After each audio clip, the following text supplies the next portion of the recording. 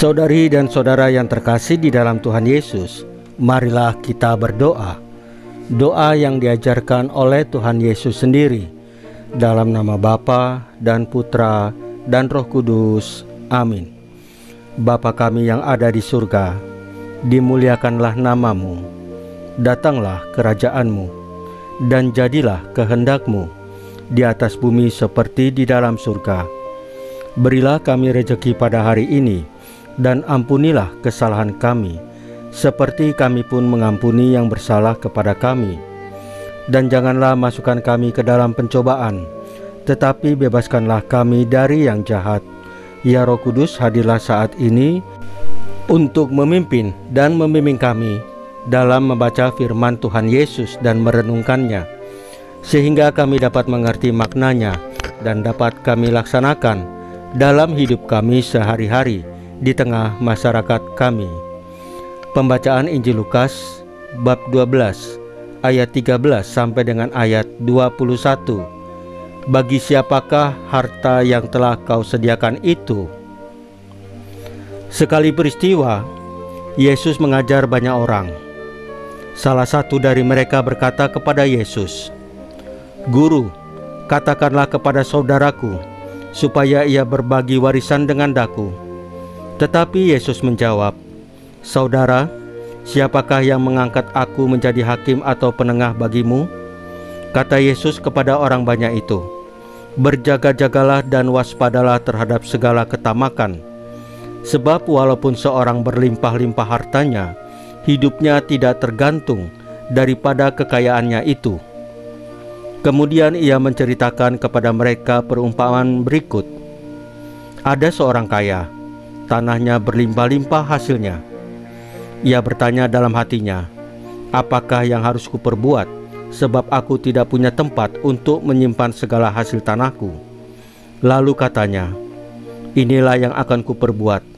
Aku akan merombak lumbung-lumbungku, lalu mendirikan yang lebih besar, dan aku akan menyimpan di dalamnya segala gandum dan barang-barangku.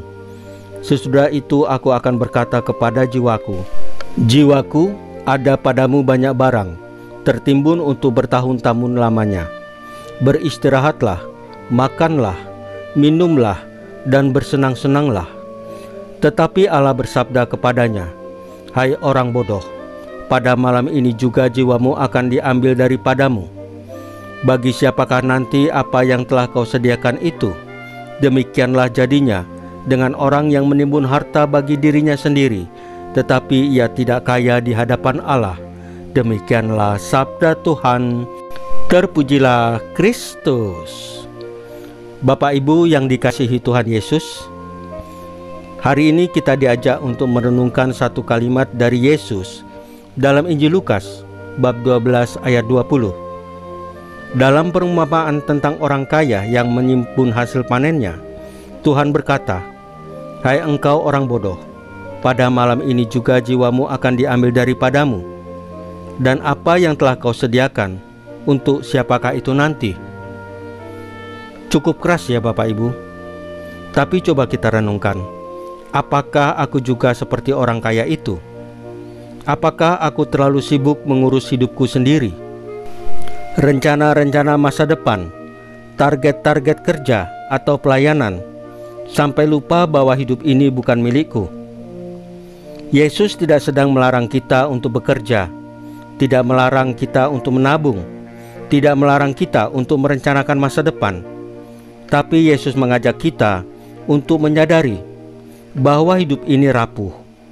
Kita bisa kehilangan semuanya kapan saja.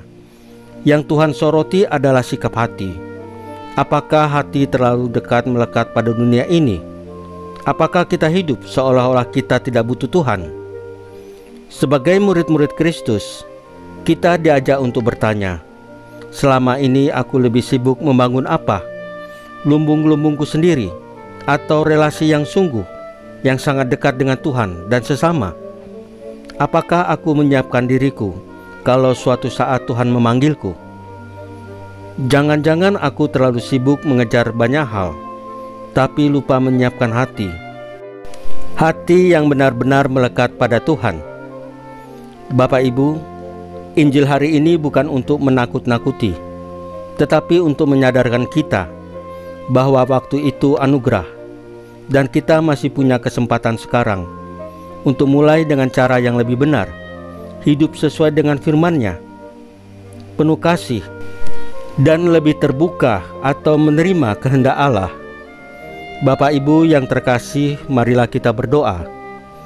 Ya Roh Kudus, ajarilah kami untuk hidup dengan penuh kesadaran akan kekekalan.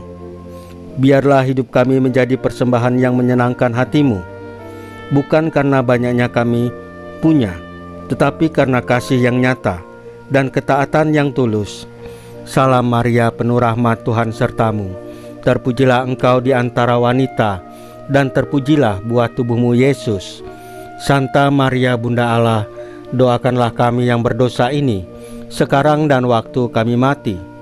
Ya Tuhan Yesus, tambahkanlah iman kami hanya kepadamu saja, karena hanya Engkaulah Tuhan dan Juru Selamat kami satu-satunya, tidak ada yang lain. Dalam nama Bapa dan Putra dan Roh Kudus. Amin. Bapak Ibu yang terkasih, bacaan firman Tuhan hari ini dan renungannya sudah selesai. Tuhan Yesus memberkati kita semua.